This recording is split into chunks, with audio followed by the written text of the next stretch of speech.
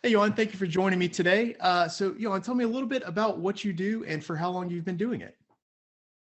I guess I'll start at the beginning. I used to play League of Legends competitively back in the day before the big Twitch explosion and esports explosion. It's more in the early kind of 2012, 2015 range. Um, I then transitioned away from being an athlete and more to the administrative side of the industry. And in 2016, we started the company in South Africa focusing on the development of the next generation of esport athletes through what we created was a STEM education and long-term athlete development sports education model. Um, since then, we've expanded into multiple other regions and expanded our services and products. We now operate in Southern Africa, at the Gulf region, the USA and Australia. Primarily to the business, we have three pillars of services in the company. Today, it's the first is obviously esports education, which is our primary focus with all of the academies. Then the second is production events and support services, everything from running the event either virtually or physically, merchandising, all that kind of stuff. And the third is consultancy and strategic advisory, which is mostly focused on helping governments and big corporate understand and structure their involvement within the industry. Awesome, awesome. So, what is your goal long term? Where do you want to take the company? Long term, we're aiming to be well represented on every continent and help elevate and equip the next generation of esport athletes, entrepreneurs, everyone wishing to really play their part in the industry with the knowledge, skills, and tools to better perform in their chosen roles and help build the industry to the next heights. Awesome, awesome. So you touched on it a little bit there, but who exactly is your target market? Who are you aiming to help? Uh, for our education, we mostly focus on the scholastic esports demographic, but also the collegiate and premier scenes to smaller degrees. And then, of course, for the corporate sectors and governments with our consultancy and strategic advisory. Awesome, awesome.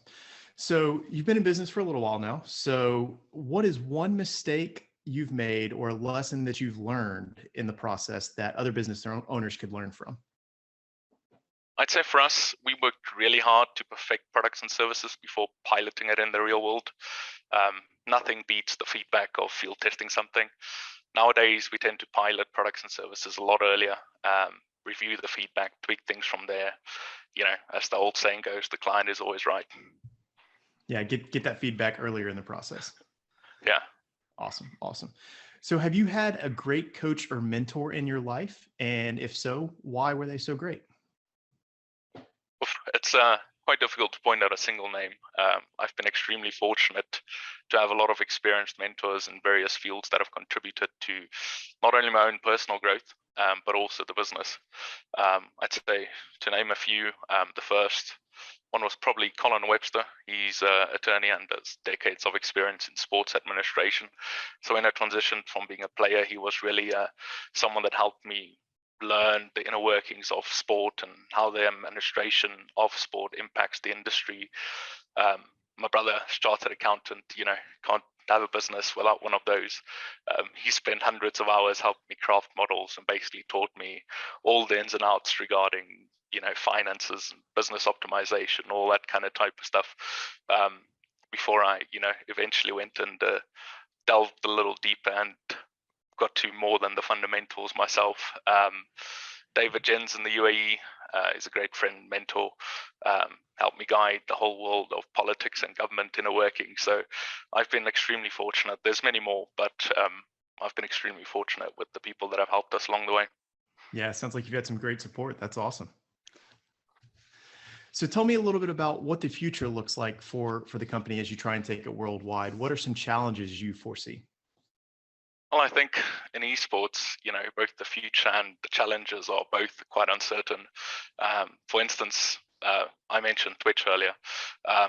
Today, especially since about 2017, streaming and gaming influencers, that whole culture is a massive part of esports and gaming.